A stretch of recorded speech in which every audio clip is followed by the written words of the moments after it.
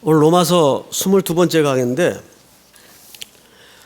9장까지 주된 내용은 크게 두 종류로 나누어질 수가 있습니다. 첫째는 인간의 전적인 부패. 로마서 3장에서 말씀하신 것처럼 의인은 없나니 하나도 없다. 아무도 주의 영광에 이를 자가 없다. 내 안에 선한 것도 없고 의도 없고 거룩도 없다는 사실이 율법을 통해 드러났어요. 그런데 하나님의 은혜로 우리는 예정함을 입고 택정함을 입어서 하나님의 자녀가 되었습니다. 그게 지난 9장까지의 강의 내용의 주된 골자였습니다. 그러다 보니까 이제 어떤 잘못된 이론이 생겨나기 시작했는가 하면 그래? 하나님의 예정과 택정함으로 은혜로 구원을 입었다면 선교나 전도할 필요 없겠네. 다 예정 가운데 어떤 방식을 통해서든 교회로 올 거고 구원을 받을 테니까 기어코 뛰두르고 나가서 며칠 몇 박씩 나가서 선교하고 전도할 이유 있겠나. 택정을 했다면서 이제 이런 아류들이 역사 속에 끊임없이 있어 왔습니다. 해서 사도 바울이 그 한 면에 구원의 그림을 또 따로 소개를 하는 겁니다. 구원이라는 것은 또 다른 측면이 있다. 그 얘기를 오늘 자기의 경험을 통해서 이야기를 하는 거예요. 자, 10장 1절을 한번 볼까요?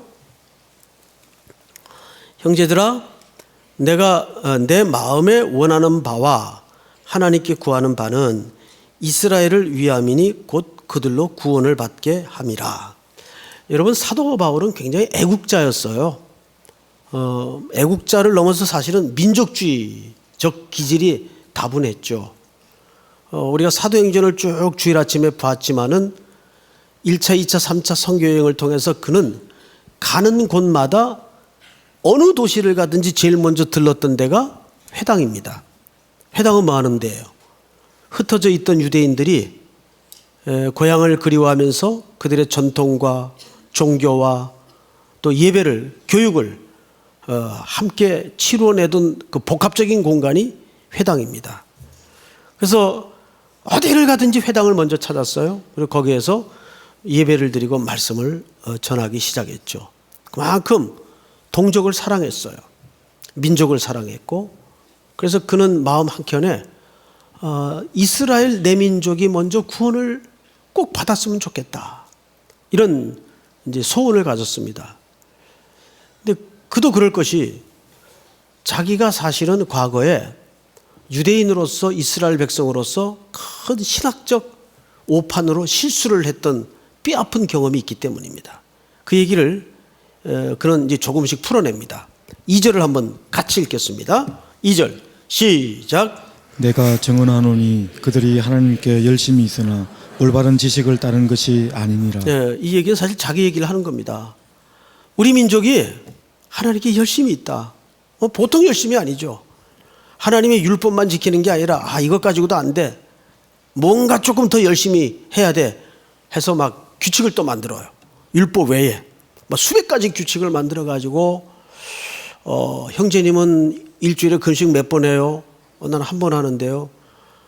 그래요? 우리는 간사인데 2번은 해야 될 것 같아. 그래서 2번씩 막 또 규칙을 만들어. 진장님은 몇 번 하세요?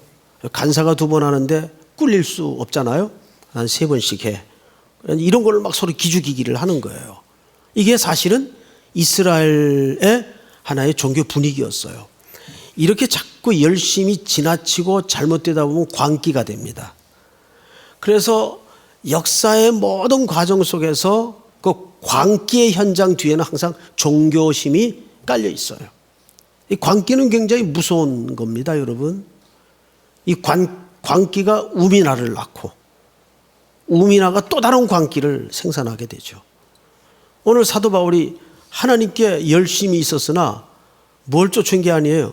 지식을 쫓은 게 아니니라 하나님의 바른 가치와 말씀을 쫓았던 것이 아니다. 사실은 거기에 자기도 포함된 얘기를 하는 겁니다.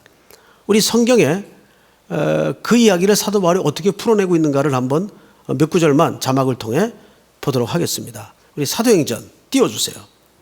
자, 읽습니다. 시작. 나는 유대인으로 길리기아 다소에서 났고 이 성에서 자라 가말리엘의 문화에서 우리 조상들의 율법의 엄한 교훈을 받았고 오늘 너희 모든 사람처럼 하나님께 대하여 열심히 있는 자라. 내가 이 돌을 박해하여 사람을 죽이기까지 하고 남녀를 결박하여 옥에 넘겼노니. 대단하죠? 여러분, 가말리엘 문화는 최고의 학파입니다. 이 학파 속에 사도 바울이 중요한 인물이었어요. 그래서 그는 하나님의 율법을 붙잡고 열심히 생활했어요. 목숨 걸고 생활했어요. 그게 얼마나 도가 지나쳤는지 그는 사람을 잡아 죽이기까지 합니다. 하나님의 열심으로. 얼마든지 그 일이 가능합니다. 그 죽음 속에 누가 있었죠? 스데반이 있었어요. 스데반이 죽는 현장에 사도 바울이 있었습니다. 그때 이름은 사울이었죠. 또 한 구절을 보실까요? 우리 갈라디아서를 봅니다. 시작. 내가 내 동족 중 여러 영갑자보다 유대교를 지나치게 믿어 내 조상의 전통에 대하여 더욱 열심히 있었으나. 성경에선 열심을 강조합니다. 그런데 오늘 여기 열심은 지나친 열심.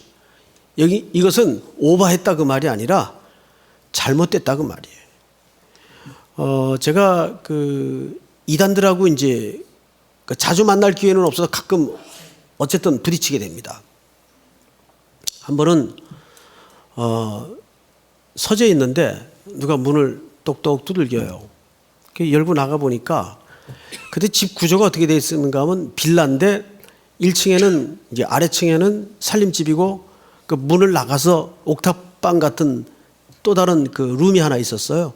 거길 서재로 써서 이렇게 집이 이렇게 따로 돼 있었습니다. 나가 보니까 누가 서 있어요. 전도를 하러 온 거예요. 그래서 저 교회 다니는데요. 팻말 못 보셨어요? 그랬더니 팻말 보고 들어왔대요. 보니까 좀 이상한 거예요.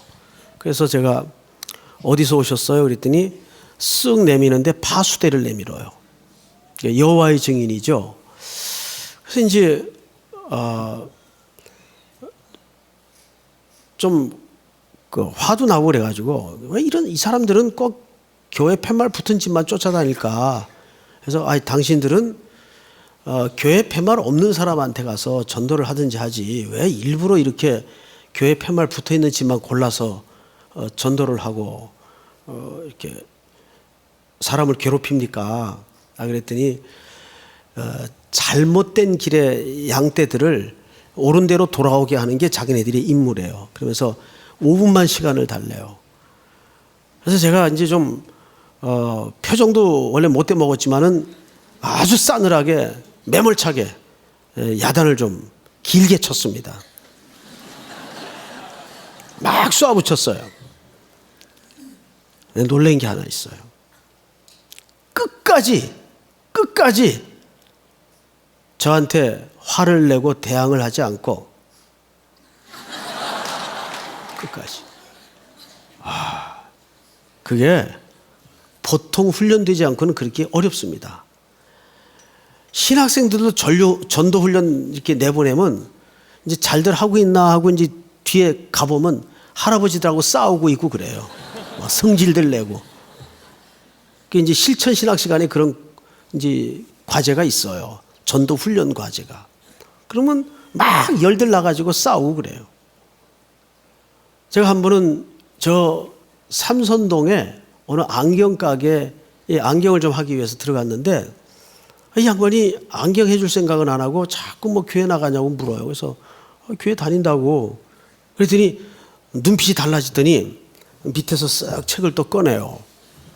보니까 그 파수대예요. 그분도 여호와의 증인이에요. 그 제가 이제 관심이 있어 하니까 저는 달래 관심이 있었던 것이 아니고 도대체 어떤 내용으로 이분이 설명을 하나 궁금해서 관심 있는 척하고 이제 접근을 했더니 이분이 본격적으로 달려붙는데 저 학생 우리 오늘 장사 안 해도 좋으니까 셔터 내리고 얘기합시다. 근데 가더니 셔터를 내리더라고요. 하루 안 벌어도 좋다는 거예요. 한 생명만 구원시킬 수 있다면 하루 일당이 중요하지 않다는 거죠. 여러분 그렇게 할 수 있겠어요? 쉬운 게 아닙니다, 사실은. 열심이죠. 그런데 그 방향과 가치가 잘못됐을 때 얼마나 비참한 거예요. 바울이 그랬어요. 하나님께 열심은 있었으나 올바른 지식을 쫓은 게 아니었어요. 보통 열심이 아니었어요. 그들은 오만 수백 가지 규칙을 만들어서 열심을 부렸습니다. 그 얘기를 3절에서 이렇게 표현합니다. 같이 한번 읽어볼까요? 시작. 하나님의 의를 모르고 자기의 의를 세우려고 힘써 하나님의 의에 복종하지 아니하였느니라. 예, 돌아보니까 결국은 그게 전부 누구의 의였다는 얘기입니까? 자기 의였다는 얘기예요. 내 안의 의를 세우려고 하나님의 의를 복종치 않았다고요. 힘써 복종치 않았다고요. 근데 이런 것들이 결국 공동체 안에서 많이 벌어져요. 여러분 교회 안에서 뭐 우리 교회를 얘기하는 건 아니겠으나 일반적으로 교회 안에서 문제를 일으키는 사람들이 되게 열심히 있는 사람들이에요. 열심 없는 사람들은 관심도 없어요. 자기 일에 바쁘지. 뭐 그런 거 가지고 열내고 불내냐 이러지 관심이 별로 없어요. 근데 이 열심히 있는 사람들은 오만대 하구잡이라. 다 자기가 해야 돼. 그래서 다 간섭하고 돌아다니면서 사람 마음을 깨고 공동체를 깨고 일을 망가뜨리고 어려움을 줘요. 열심히죠. 힘써 열심히 해요. 그런데 초점이 잘못 맞췄을 때 그 폐해는 고스란히 공동체가 겪을 수밖에 없습니다. 사도 바울이 지나고 보니까 예수를 만나고 보니까 그래서 빌립보서 3장을 한번 볼까요? 자, 시작. 열심으로는 교회를 박해하고 율법의 의로는 이 과거 자기 모습이에요.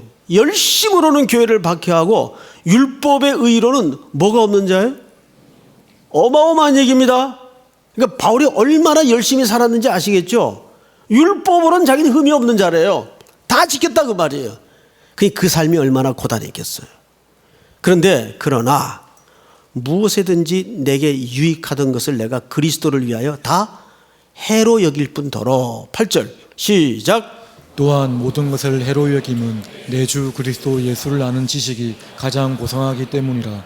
내가 그를 위하여 모든 것을 잃어버리고 뱃을 물로 여김은 그리스도를 얻고 그 안에서 발견되려 함이니 내가 가진 의는 율법에서 난 것이 아니요 오직 그리스도를 믿음으로 말미암은 것이니 곧 믿음으로 하나님께로부터 난 의라. 이게 무슨 얘기일까요? 그렇게 살다가 그리스도를 만나고 나서야 자기가 그렇게 열심히 살았던 모든 율법에 이르고자 했던 노력과 종교적 열심이 자기 의였다는 걸 깨닫게 되었어요. 그래서 주님을 만나는 순간 싹 배설물로 여깁니다. 다 해로 여겨버려요. 누구를 만나는 순간, 예수님을 만나는 순간 내 안에 정말 필요한 것이 하나님께로부터 온 주님이 주시는 의인 줄 알았다고요. 그래서 4절을 오늘 중요한 얘기를 합니다. 자, 오늘 본문 4절을 같이 읽습니다. 시작. 그리스도는 모든 믿는 자에게 의를 이루기 위하여 율법의 마침이 되시니라. 자, 여러분 오늘 설교가 이렇게 산이라면 지금 예수 그리스도는 율법의 마침이 되었다는 이 대목이 하나의 봉우리와 같습니다. 오늘 중요한 얘기를 이제 지금부터 할 텐데 율법의 마침이 되었다는 말은 첫째 개념이 뭐냐면 완성이 되었다 그 말이에요. 이 텔로스라는 이야기인데 완성이 되었다. 자, 완성이 되었다는 말이 무슨 말일까요? 이제 설계사가 설계를 해요. 집을 지어요. 집을 뚝딱뚝딱 만들어 갑니다. 집이 멋지게 설계도대로 다 만들어졌어요. 그렇다고 사람이 살 수 있는 건 아니죠. 집이 만들어졌으면 그 안에 인테리어를 해야 돼요. 깔끔하게 이제 인테리어를 끝냈습니다. 인테리어 끝냈다고 사람이 살 수 있는 건 아니죠. 그 안에 뭐가 들어가야 돼요? 사람이 살 수 있는 곳곳에 가구가 배치돼야 돼요. 모든 필요한 살림살이가 새 것으로 완벽하게 꾸며져야 돼요.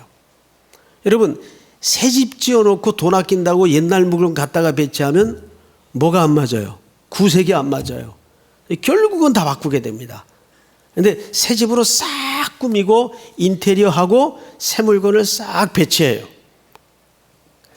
그때서야 사람이 들어가서 생활을 할 수가 있습니다. 여기 텔로스라는 이 마침이 되었다라는 말은 무슨 뜻인가 하면 거기까지 완성되었다 그 말이에요. 그러니까 완전하고도 통전적이고도 종합적인 완성을 얘기하는 거예요. 그런데 여기 또 하나 개념이 있어요. 무슨 얘기냐면 자, 마라토너가 출발선에서 신호와 함께 딱 뛰어요. 막 달려갑니다. 어디를 향해서 달려갈까요? 고린 지점을 향해서 달려가요. 42.195km라는 길고 먼 거리를 숨을 헉헉거리면서 뛰어가다가 이제 피니시 라인이 저 앞에 보입니다. 그때 그 피니시 라인의 테이프를 딱 끊고 지나가요. 지나갈 때 그때 결승점을 통과했다 그 말이에요. 그게 텔로스라는 개념이에요. 근데 여러분 이 이야기를 어느 분이 하시는지 아십니까? 누가 했는지 아십니까? 예수님이 하셨어요. 예수님이 십자가 위에서 내가 목마르다 아버지여 저들의 죄를 용서해 주시옵소서. 저들이 하는 일을 알지 못합니다. 그리고 기도하신 다음에 마지막 마디가 뭐냐 하면 다 이루었다. 테텔로 스타이. 테텔로 해 스타이. 이 말은 다 지불되었다 그 말이에요. 그 말은 헬라 시대에 물건을 주고 사고 파는 사람들이 거래 과정에서 이제 값을 지불해요. 물건을 내가 가졌으면 값을 지불해요. 그리고 영수를 하죠. 사인을 해요. 다 지불되었습니다. 다 완성되었습니다. 그 말이 테텔로헤스타입니다. 그러니까 다 값이 지불된 거예요. 그러니까 여기에서 그리스도는 율법의 마침이 되었다라는 말은 이 큰 두 개의 개념을 갖고 있어요. 그럼 바울이 뜬금없이 이 얘기를 왜 했을까? 이유가 있어요. 지금부터 바울이 성경 구절 하나를 길게 인용을 합니다. 자, 그 구절을 한번 볼까요? 5절. 모세가 기록하되 율법으로 말미암는 의를 행하는 사람은 그 의로 살리라 하였거니와 믿음으로 말미암는 의는 이같이 말하되 내 마음에 누가 하늘에 올라가겠느냐 하지 말라 하니 올라가겠느냐 하면 그리스도를 모셔 내리려는 것이요 혹은 누가 무저갱에 내려가겠느냐 하지 말라 하니 내려가겠느냐 하면 그리스도를 죽은 자 가운데서 모셔 올리는 것이라. 8절 다 같이 시작. 그러면 무엇을 말하느냐 말씀이 내게 가까워 내 입에 있으며 내 마음에 있다 하였으니 곧 우리가 전파하는 믿음의 말씀이라. 네, 여기까지가 누구의 글을 인용한 건가 하면 신명기 30장에 나오는 모세가 쓴 글을 인용한 거예요. 율법의 마침이 되었습니다. 그리스도께서 이 말을 한 다음에 이 말을 인용을 했어요. 그러면 예수 그리스도는 율법의 마침이 되었다는 말과 이 신명기 30장의 인용 사이에는 중요한 상관관계가 있습니다. 지금부터 원본을 좀 봅시다. 도대체 원본에는 조금 더 자세히 뭐라고 얘기를 했는가? 이 부분은 꼭 같이 찾아야 됩니다. 그래서 신명기 30장을 보십시다. 찾으세요. 저를 쳐다보지 말고 성경을 찾으세요. 이 마지막 오후 시간은 조금 여유가 있습니다. 저도 마음에. 신명기 30장 11절. 잘 보세요.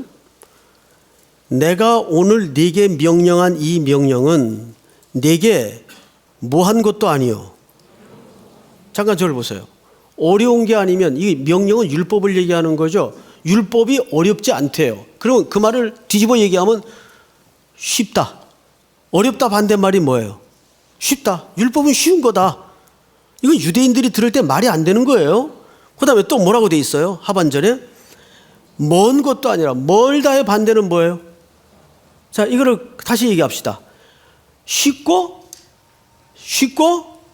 가깝다. 쉽고 가깝다. 이 얘기를 어디서 많이 들었어요, 우리가. 나중에 제가 그 말씀을 드리면 여러분들이 아, 그렇구나. 이렇게 고개가 끄덕거려질 겁니다. 근데 일단 여기까지만 우리가 생각을 하고 다음 구절을 읽자고요. 율법은 쉽고 어떡하다? 가깝다. 멀고 어려운 게 아니다. 이게 모세가 한 얘기예요. 그리고 이런 얘기를 합니다. 12절 시작. 하늘에 있는 것이 아니니 내가 이르기를 누가 우리를 위하여 하늘에 올라가 그의 명령을 우리에게로 가지고 와서 우리에게 들려 행하게 하려 할 것이 아니요. 이것이 바다 밖에 있는 것이 아니니 네가 이르기를 누가 우리를 위하여 바다를 건너가서 그의 명령 우리에게로 가지고 와서 우리에게 들려 행하게 하려 할 것도 아니라. 자, 저를 보세요. 이 얘기는 무슨 얘기냐면 말이 좀 어렵게 구성이 되어 있는데 쉽게 얘기하면 이런 뜻입니다. 이스라엘 백성들은 율법을 지켜야 구원을 받는다고 이해를 했어요. 그래서 그 율법을 지키기 위해서 무진장 애를 썼어요. 특심으로 애를 썼어요. 그런데 로마서의 증언에 의하면 그 율법에 이를 자가 없었어요. 의인은 없나니 하나도 없다. 하나님의 영광에 이를 자가 없다 그랬어요. 그러니까 율법이 주어질수록 인간은 내 속에 선한 것도 없고 거룩함도 없고 의도 없다는 사실만 확실해진 겁니다. 그런데 오늘 모세는 뭐라 그래요? 율법은 멀지 않다. 가깝다. 우리에게 가깝대요. 더 모르겠어요, 무슨 얘기인지. 그런데 결정적인 얘기를 합니다. 14절 같이 읽습니다. 시작. 오직 그 말씀이 내게 매우 가까워서 내 입에 있으며 내 마음에 있은즉 내가 이를 행할 수 있느니라. 어라? 이제는 가깝고 쉬울 뿐만 아니라 내 마음에 있고 내 입에 있고 네가 이를 행할 수 있다 없다? 행할 수 있대. 행할 수 있대. 어떻게 이렇게 가능해요? 그리고 이제 이 말을 사도 바울이 그대로 인용을 했어요. 그리고 오늘 본문에 그 인용서를 한번 보자고요. 10장 로마서 10장 몇 절을 보시냐면 8절을 보세요. 8절 우리 같이 읽습니다. 시작. 그러면 무엇을 말하느냐? 말씀이 내게 가까워 내 입에 있으며 내 마음에 있다 하였으니 곧 우리가 전파하는 믿음의 말씀이라. 정확히 똑같은 얘기를 했죠. 율법이, 자 이제부터 저를 보세요. 제가 성경 구절 하나를 외워드릴 테니까는 가만히 들어보세요. 영접하는 자 곧 그 이름을 믿는 자들에게는 하나님의 뭐가 되죠? 자녀가 되는 뭘 주었죠? 권세를 주셨으니 이는 혈통으로나 육정으로나 사람의 뜻으로 나지 아니하고 오직 하나님께로서 난 자들이니라. 말씀이 육신이 되어 우리 가운데 거하심에 우리가 그의 영광을 보니 아버지의 독생자의 영광이요 은혜와 진리가 충만하더라. 뭐가 육신이 되어요? 말씀이 육신이 되어요. 근데 그 육신이 어디에 거하세요? 우리 가운데 거하세요. 가까워진 거예요? 안해진 거예요? 자, 말씀이 우리에게 실체적으로 가까워진 거예요. 믿습니까? 그리고 그분이 뭐라 그러셨어요? 이제부터 고개를 끄덕일 준비를 하세요. 수고하고 무거운 짐진 자들아 다 내게로 오라. 내가 너희를 쉬게 하리라. 내 멍에는 쉽고 가벼우니 내게로 와서 배우라. 이 누구의 초대입니까?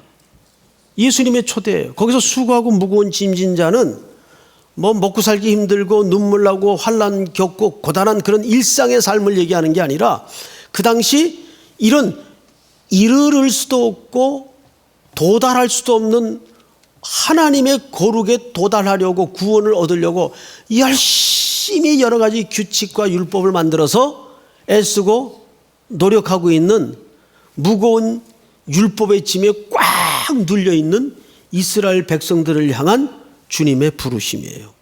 자, 이것이 구약성경부터 이미 모세의 글을 통해서 예언되었던 내용이에요. 모세가 율법은 가깝고 쉽다 그랬어요. 자, 지금부터 다시 제가 설명을 드릴 테니까 잘 들어보세요. 타락한 아담 안에서 이 택한 백성들을 버리지 아니하시려고 하나님께서 구약에 선지자들을 쭉 세웠어요. 그리고 운동 경기로 말하면 계주 경기를 시킨 겁니다. 선지자들의 손에 이런 바톤 하나씩을 들려주셨어요. 이 바톤은 약속이라는 바톤이에요. 말씀이라는 바톤이에요.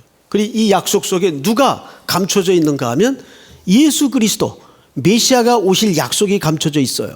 그래서 이제 선지자들에게 이 말씀을 오고 오는 세대에게 꼭 전해야 됩니다.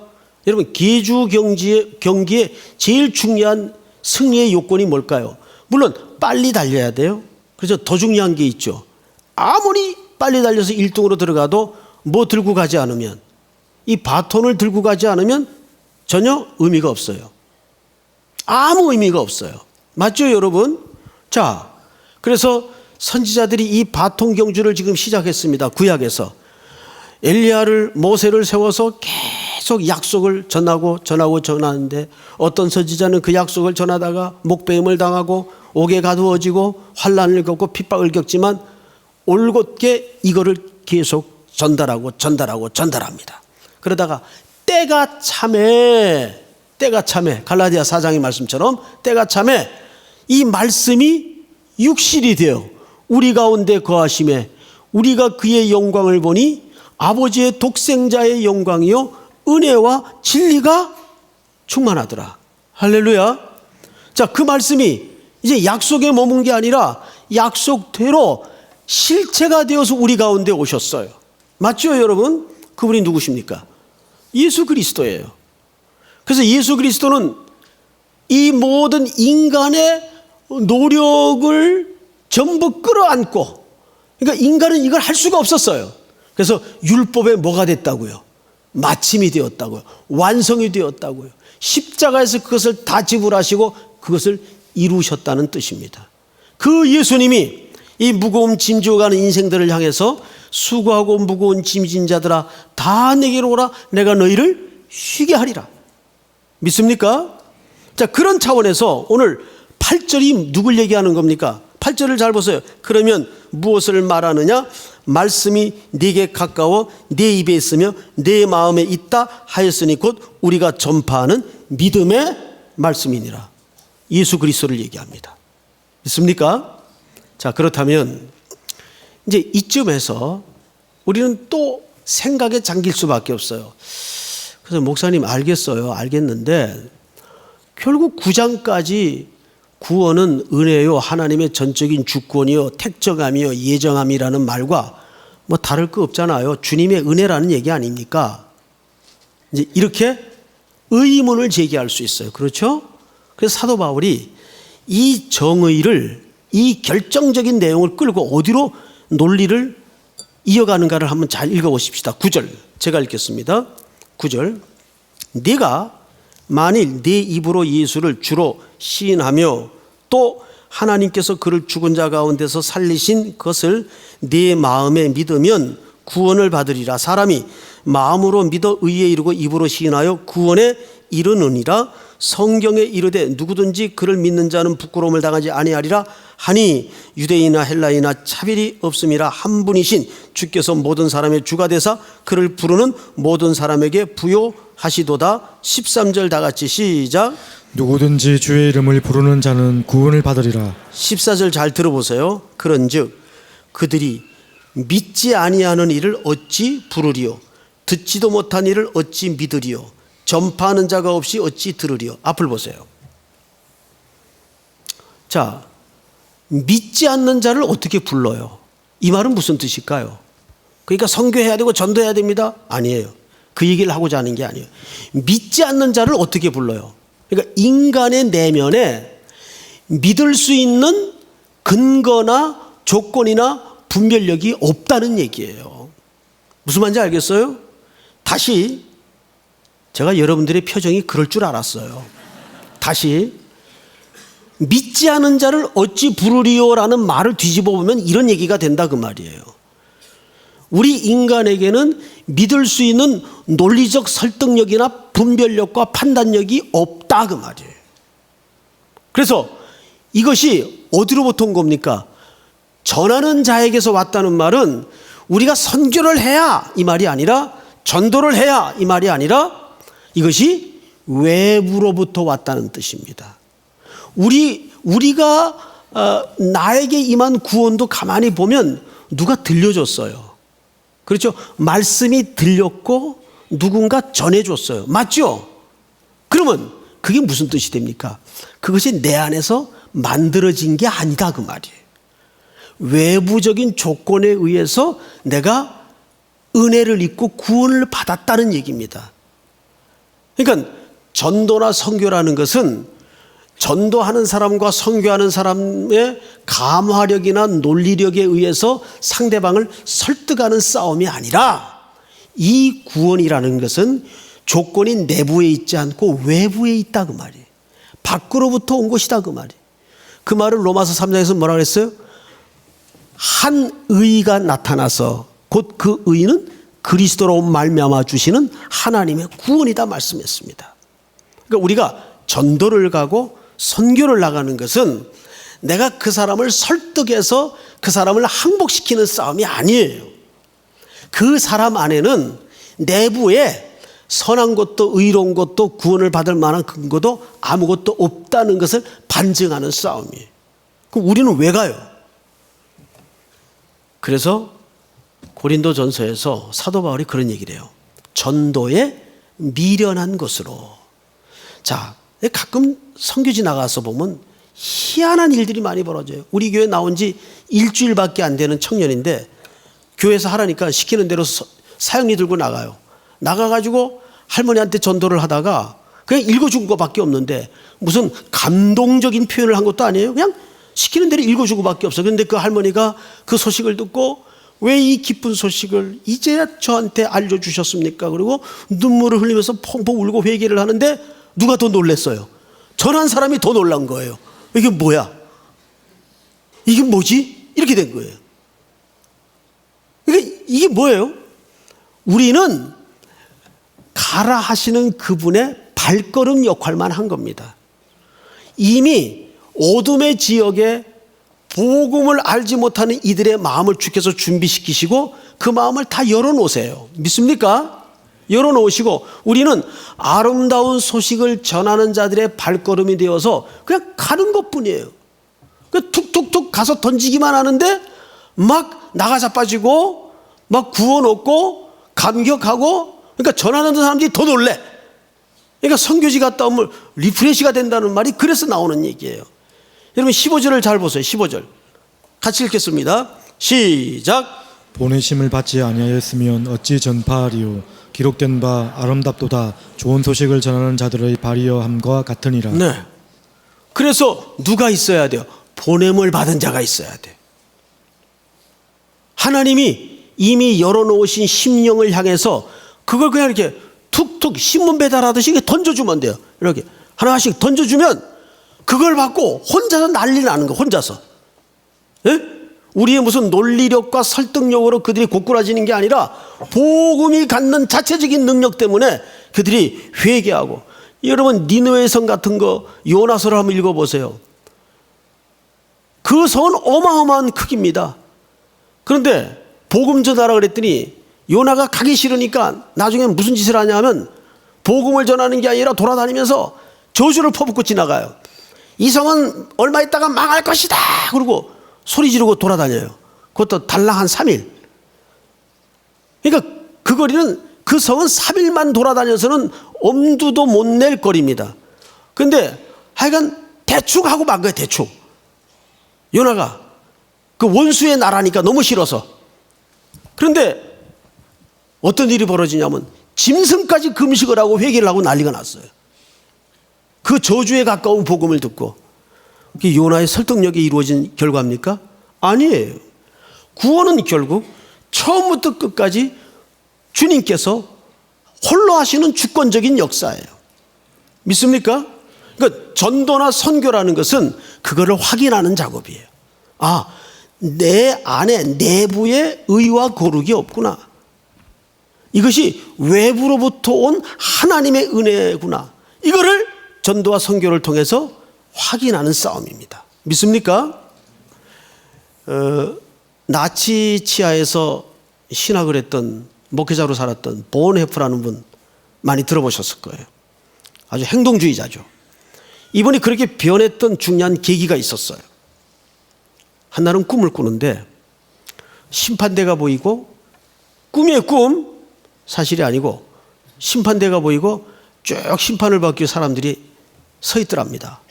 근데 그 행렬 속에 어서 본 듯한 사람이 하나 서 있는데 보니까 히틀러가 서 있더래요. 그래서 저 사람은 무슨 내용으로 심판을 받나 이제 가서 보았대요. 들어보니까 심판관이 너 왜 여기 왔냐 그러니까 히틀러가 그런 얘기를 하더랍니다. 지금까지 내 생애 속에 한 번도 나에게 이 예수에 대해서 말해주거나 설명해 준 사람이 없었습니다. 그 얘기를 듣는 순간 잠이 깼어요. 그리고 그런 충격을 받습니다. 행동해야 되겠다. 전해야 되겠다. 그때부터 그는 신학의 유의에서 빠져나와서 그 들었던 복음을 살아내는 실천적 행동가로서 인생이 바뀝니다. 우리가 하나님께로부터 은혜를 입었다면, 그리고 나에게 임한 구원이 이렇게 전적인 하나님의 예정과 택함과 사랑에 근거한 그리스도의 은혜라면, 이제 그 은혜를 우리는 가서 소개만 하면 돼요. 말하기만 하면 돼요. 그리고 이것을 우리는 순종해야 될 마땅한 책임이 있는 겁니다. 우리 오늘 이 말씀을 들은 예배자다우게 우리 일어나기 전에 옆에 분들에게 마지막으로 서로 이렇게 인사하고 일어나십시다. 등록하고 갑시다. 가등록하고 갑시다. 아멘. 우리 다 일어나십시다. 세상 모든 민족이